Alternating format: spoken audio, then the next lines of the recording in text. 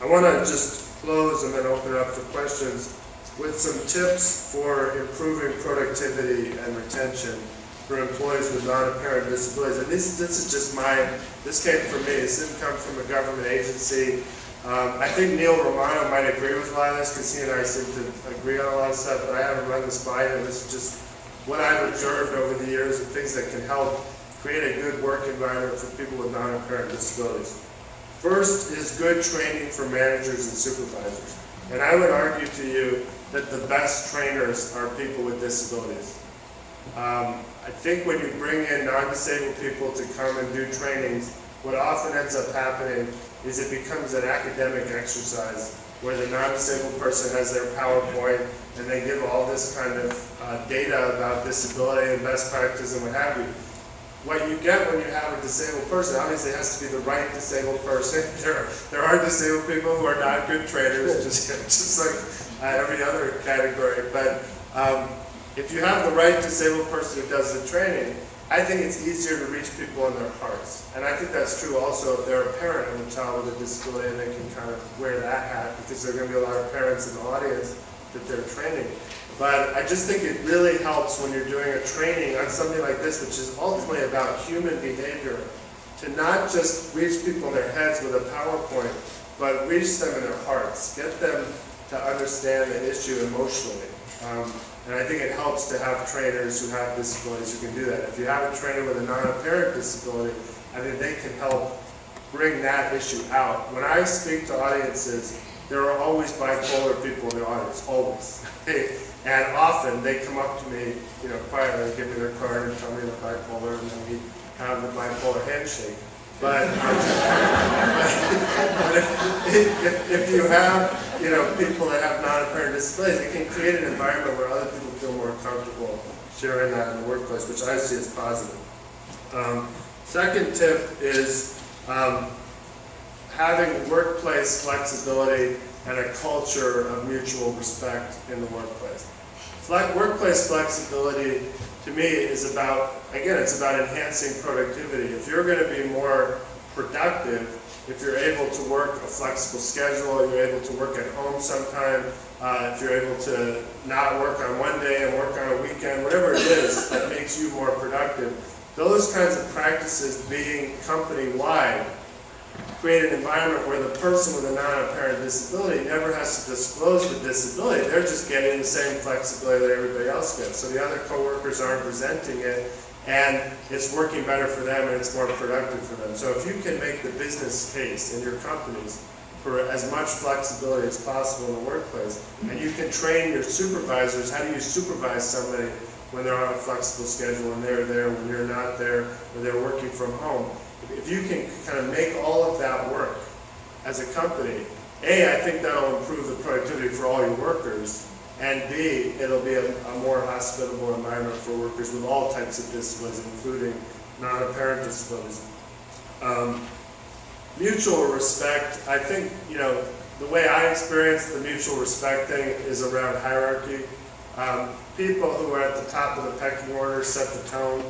So if the senior managers are brusque, yell at people, swear at people, talk down to people, that's likely to produce a hostile work environment for everyone. And people with non-apparent disabilities suffer in that environment just like everybody else. And if they have things like post-traumatic stress disorder or other types of psychiatric conditions, they may suffer even more in that kind of environment. So just having that mutual respect, I know it sounds like common sense, but I find it's actually pretty unusual to find senior managers who really understand what mutual respect means when they're dealing with somebody who's way low on the totem pole. And the best leaders and the best managers do get that, but unfortunately, it's not something that we can assume. Another point for me is creating a climate where people are comfortable being out with their conditions. So if they have cancer and they're having chemo for the cancer, or they just got diagnosed with multiple sclerosis, or they're dealing with a mental health issue, maybe they're dealing with situational depression because their spouse just died, or their mother just died, or their child just died, where people can talk about that in the workplace, at least with their supervisor, and not feel like they're going to be punished for it. Again, I think that's going to lead to more productivity, because when you're carrying around that information and you can't talk about it at work, to me that's not healthy. And I do think there are parallels with people who are gay and who are not out at work.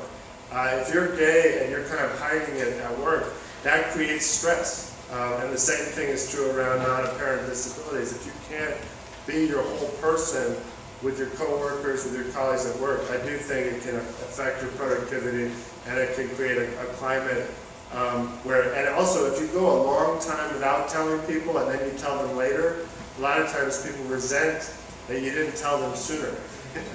So I just think that the more you can kind of have that environment, we can talk more in the Q&A how you create that environment, but I think the more people can be their whole selves when they're at work, the better. I'm not saying that you want an environment where it's like Oprah, you know, I mean, obviously people have to get the work done, but it doesn't hurt for people to, you know, be able to tell them, yeah, I'm having chemotherapy, I need this time off for chemotherapy, I may need breaks, because, you know, just spelling it out for the supervisor. I don't know any supervisor who would prefer not to know that, you know. I mean, you're their supervisor, you need to know what's going on so you can supervise them effectively and plan. And I do think one way to get that kind of environment going is to have brown bags, have messages from senior management where they share some of the disability issues that are going on in their family or for them, have images of people with disabilities and promotional materials. You know, like if you have a diversity brochure, having disability issues woven through that, including non-apparent disabilities. And having affinity groups where employees come together. And I'm a big believer in defining that affinity group broadly. I know there's folks here from Starbucks that has a disability alliance, but I like affinity groups that are big tent. So anybody that wants to be part of the disability affinity group is welcome, whether they self-identify or not, whether they have a child with a disability or they have a job within the company that interacts with people with disabilities.